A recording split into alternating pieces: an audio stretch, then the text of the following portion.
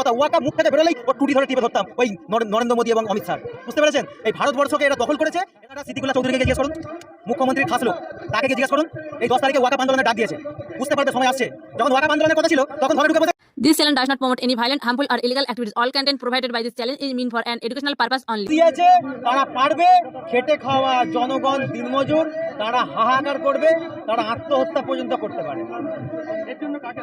এর জন্য রাজনৈতিক প্রত্যেকটা দল, শাসক দল, বিরোধী দল, প্রত্যেকটা সামাজিক সংগঠনের একটা অংশ দায়ী, প্রত্যেকজন দায়ী আছে।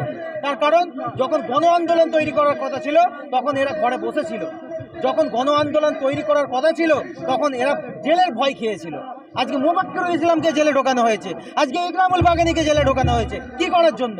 আন্দোলন করার জন্য। আর তাকে বলছেন ভাইলেন্স। প্রমাণ করুন ভাইলেন্স কিনা, প্রমাণ করুন ভাইলেন্স কিনা। আরে বাবা, কতদিন আর রাজ্য সরকার দালালি করবেন? কতদিন আর নির্বাচন কমিশনের দালালি করবেন? বন্ধ করুন। মোবাক্কিরুল ইসলামকে অ্যারেস্ট করে আমাদেরকে দমানো যাবে না। আমরা আন্দোলনের পথে আছি, ভাইলেন্সের সাথে আমাদের কোনো সম্পর্ক নেই। ভাইলেন্স যেখানে হবে আমরা তার বিরোধিতা করব, কিন্তু সংগ্রামকে যদি ভাইলেন্সের সাথে জুড়ে দেওয়া হয় তাহলে কিন্তু আমরা কিন্তু আন্দোলন করব।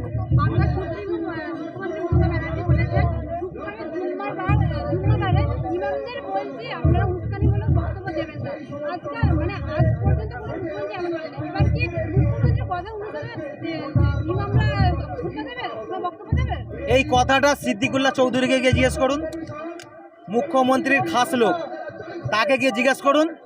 এই 10 তারিখে ওয়াকাফ আন্দোলনের ডাক দিয়েছে, বুঝতে পারবে সময় আসছে। যখন ওয়াকাফ আন্দোলনের কথা ছিল তখন ঘরে ঢুকে বসেছিল, এখন এসআইএলের আন্দোলনকে কমাবার জন্য এরা ওয়াকাফ আন্দোলন করছে। কোথায় ছিল এতদিন? মুখ্যমন্ত্রীকে এই প্রশ্নটা করতে বলবেন। ওই সিদ্দিকুল্লাহ চৌধুরী যে বিধায়ক, তাকে জিজ্ঞেস করতে বলবেন। সে তো মুসলিম সমাজের এখানে নেতা। তারা এখন ঘরে চুপ করে আছে কেন? আজকে জমিয়তে উলামায়ে হিন্দ কোথায়? আজকে জামাতে ইসলাম কোথায়? আজকে আহলে সুন্নাতুল জামাত কোথায়? কোথায় সবাই? মুসলিম সংগঠন যারা রাহাবার বলে মনে করে সবাই দালালি করছে এবং সবাই মুসলিম সমাজের জন্য ধোঁকা, সবাই মুসলিম সমাজকে দ্বিচারিতা করছে। আর মুসলিম সমাজকে বার্তা কি দিচ্ছে জানেন? যে কোনো জায়গায় চুপ করে থাকতে হয়। চুপ করে থাকবো না। কদিন চুপ করে থাকবেন আপনি? বাড়ে বাড়ে, কারবাটে কারবাটে, রাস্তায় রাস্তায়, মোড়ে মোড়ে পিটিয়ে মারা হচ্ছে, এখনো পর্যন্ত চুপ করে থাকবো?